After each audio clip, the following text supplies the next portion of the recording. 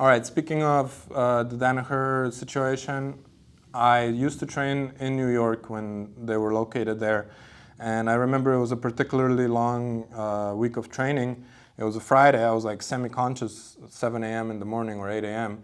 And I see Demian Maia, one of my favorite UFC fighters, walk into the gym. He just wanted to come by and take a class from him. So being kind of the same size, we got paired and practiced some technique.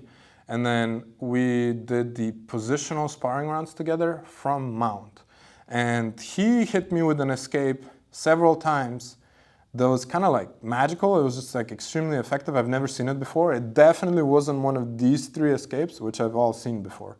So I've kind of forgot about it. And then later down the line, I just started to do this to get out of mount on only the best kind of opponents who happened to know the escapes that we covered the best.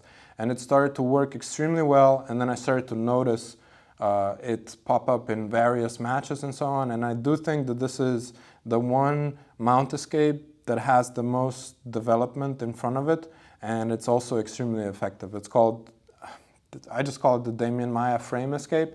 I don't know if it has a different name, but we'll call it that, in honor of a guy who has like the most submissions in the UFC after Charles Oliveira. So I want to have a frame across his hips anyways, because I don't want him to get all the way up here. Armbar, the mounted triangle, and the arm triangle, they all have his hips moving up towards me. So what I'm going to do here is I'm going to put this hand on his hip, and the frame of the forearm is right across his belt line with the elbow staying on this side. Now let's rotate a little bit and lift up a tiny bit so you can see this. It has to be like this. Now this cupping here is really important because that's going to prevent him from going that way, all right? I have another thing planned if he tries to go this way. What I cannot allow to happen is the elbow to slip across. My back is going to get taken. All of those submissions that may happen according to blue belts that actually won't will happen if you get into that position, all right? So I'm right here. He's pressing into me. So what I'll do is I'll keep this elbow nice and tight, and I'm going to start rotating into this direction. Now, everything after this point depends on the reaction of the opponent. And this is actually more difficult to demonstrate in a situation like this than actual sparring. So from here, the first option is he kind of doesn't do anything. He tries to move a little bit on top of me, but doesn't succeed. So I end up on top. Now, if I keep this here, he will slip this knee through the gap and close up some kind of triangle. But if I just lock this in and I go into my postured position, I'll be just fine. Now, the other reaction here will be to go to the other side, and then I'll have to unwind to the other side. So he's going to get off balance in this direction, and then he's going to go here. All right, 3, 2, 1. So this is not like you're seeing this, and I can tell, I can see you on the other side of the screen, whatever you're using.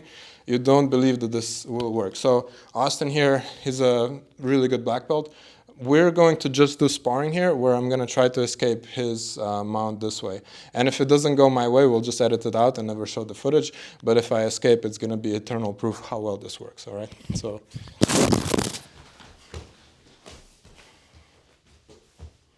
You can like literally go 100%. Try to take my back. 3 to 1 back.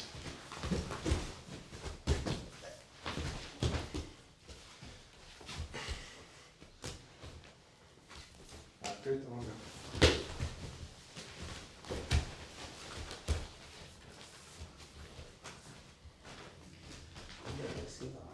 Huh? Yeah, like you have to try and do all of them. Like try to submit me. Go.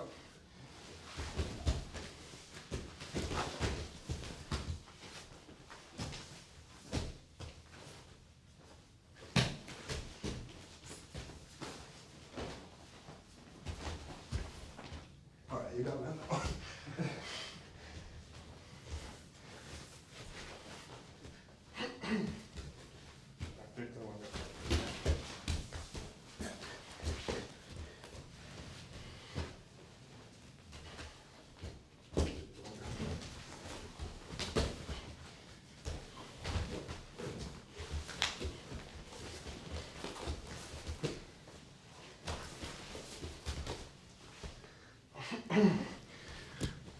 All right, so I don't know how many that was, like 5. He caught me on 1.